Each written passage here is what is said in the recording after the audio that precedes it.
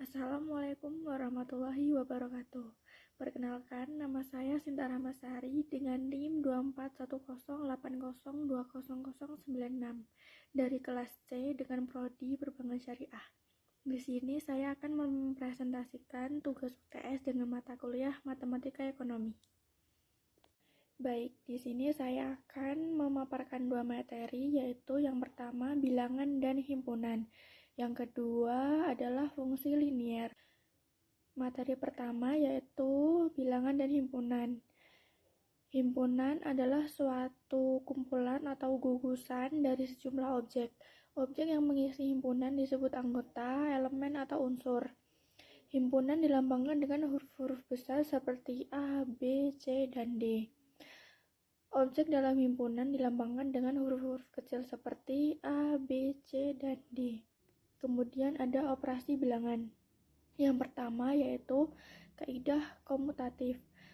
A plus B sama dengan B plus A, dan A kali B sama dengan B kali A, atau 5 tambah 6 dan 7 kali 8. Kemudian yang kedua ada kaidah asosiatif, yaitu buka kurung A tambah B tutup kurung ditambah C sama dengan A tambah buka kurung B tambah C tutup kurung dikali C sama dengan A dikali buka kurung B kali C tutup kurung, atau 2 tambah 3 tambah 4 dan 2 kali 3 kali 4. Kemudian yang ketiga ada kaidah pembatalan, yaitu jika A tambah C sama dengan B tambah C, maka A sama dengan B, atau 5 tambah 6 sama dengan B tambah 6.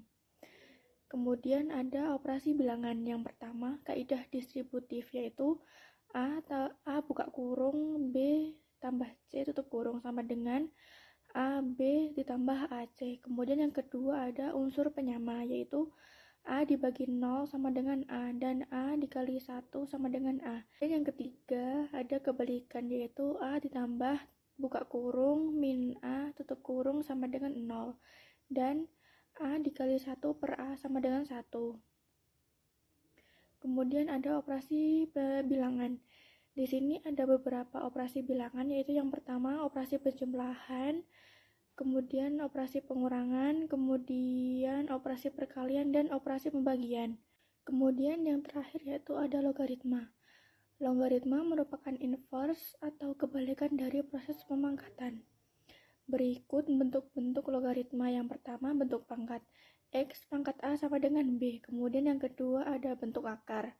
Akar B sama dengan X. Kemudian yang ketiga ada bentuk logaritma, yaitu X log B sama dengan A. Baik, selanjutnya kita akan lanjut ke materi yang kedua, yaitu fungsi linear. Fungsi adalah suatu bentuk hubungan matematis yang menyatakan hubungan ketergantungan atau hubungan fungsional antara suatu variabel dengan variabel lain. Kemudian sebuah fungsi dibentuk oleh beberapa unsur pembentuk fungsi, yaitu variabel, koefisien, dan konstanta. Variabel ialah unsur pembentuk fungsi yang mencerminkan atau mewakili faktor tertentu, dilambangkan dengan huruf-huruf Latin. Dan koefisien adalah bilangan atau angka yang terkait pada dan terletak di depan suatu variabel dalam suatu fungsi. Dan adapun konstanta ialah bilangan atau angka yang turut membentuk sebuah fungsi, tetapi berdiri sendiri sebagai bilangan dan tidak terkait pada suatu variabel tertentu. Kemudian notasi. Notasi sebuah fungsi secara umum yaitu Y sama dengan F buka kurung X.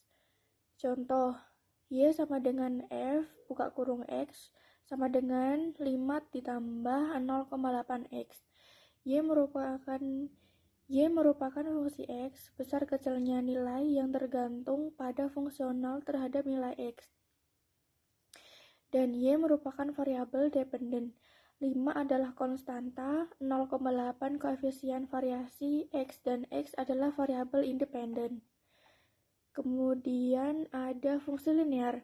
Fungsi linear atau fungsi berderajat satu ialah fungsi yang berpangkat tertinggi dari variabelnya adalah pangkat 1. Sesuai namanya, setiap persamaan linear apabila digambarkan akan menghasilkan sebuah garis lurus.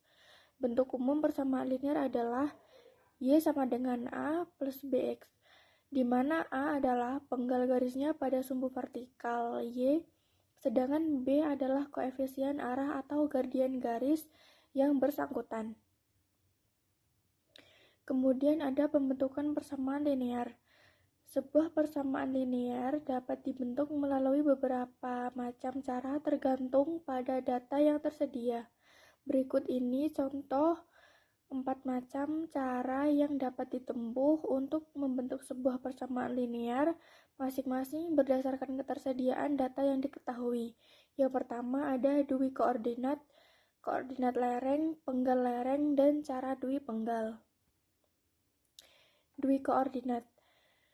Dari dua buah titik dapat dibentuk sebuah persamaan linear yang memenuhi kedua titik tersebut.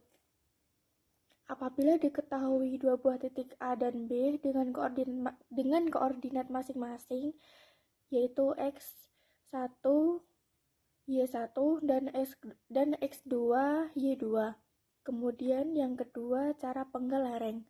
Sebuah persamaan linear dapat dibentuk apabila diketahui penggalnya pada salah satu sumbu A dan lereng garis B yang memenuhi persamaan tersebut, maka persamaan linearnya adalah Y sama dengan A plus BX, di mana A sama dengan penggal, B sama dengan lereng. Kemudian ada cara dui penggal. Sebuah persamaan linear dapat dibentuk apabila diketahui penggal garis pada masing-masing sumbu, yaitu penggal pada sumbu vertikal ketika X sama dengan 0 dan penggal pada sumbu horizontal ketika Y sama dengan 0. Maka persamaan linearnya adalah Y sama dengan AX dikurangi A per CX, di mana A sama dengan penggal vertikal dan C sama dengan penggal horizontal. Kemudian ada akar-akar persamaan linear. Pencarian akar-akar persamaan linear dapat dilakukan melalui 3 macam cara, yaitu yang pertama cara substitusi, cara eliminasi, dan cara determinan. Contoh, carilah nilai-nilai variabel X dan Y dari dua persamaan berikut. 2X ditambah 3Y sama dengan 21 dan X tambah 4Y sama dengan 23. Kemudian ada cara substitusi. 2X ditambah 3Y sama dengan 21 dan X ditambah 4Y sama dengan 23. Baik, telah selesai presentasi dari saya. Kurang dan lebih mohon maaf.